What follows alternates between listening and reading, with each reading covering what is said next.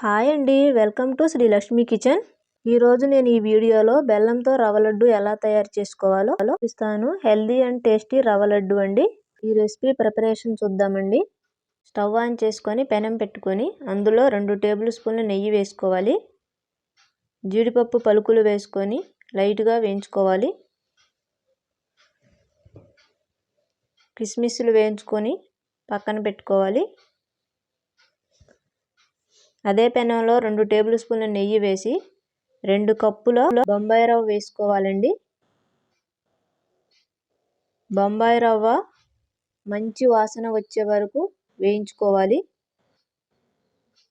ఇలా వేగితే సరిపోతుంది. తీసి పక్కన పెట్టుకోవాలండి. అదే పెనంలో 1 కప్పు బెల్లం తీసుకోవాలి. కొద్దిగా వాటర్ పోసుకోవాలి. బెల్లం కరిగేలా కలుపుకోవాలి. పాకం రావాల్సిన అవసరం లేదండి, ఇలా కరిగితే సరిపోతుంది. దించి పక్కన పెట్టుకోవాలి. ఇది చల్లారాలండి. వేయించుకున్న రవ్వలో జీడిపప్పు, కిస్మిస్లు, 1/2 స్పూను యాలకుల పొడి వేసుకొని ఈ బెల్లం సిరప్ను మొత్తం వేసుకోవాలి. అన్నీ కలిసేలా కలుపుకోవాలండి.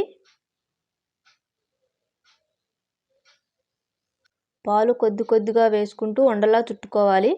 పాలు మరిన్ని పట్టవండి. ఇక్కడ నేను చూపించిన విధంగా ఉండలా చుట్టుకొని ఒక ప్లేట్లో పెట్టుకోవాలి. లడ్డూలన్నీ చుట్టుకొని ఒక ప్లేట్లో పెట్టుకోండి. ఇవి 10 రోజుల పాటు నిల్వ ఉంటాయండి. చాలా బాగుంటాయి. ఒకసారి మీరు కూడా ట్రై చేసి ఎలా వచ్చినాయో కామెంట్ చేయండి. ఈ వీడియో నచ్చితే లైక్ చేయండి, షేర్ చేయండి. నా ఛానల్ సబ్స్క్రైబ్ చేసుకోవడం మాత్రం మర్చిపోకండి.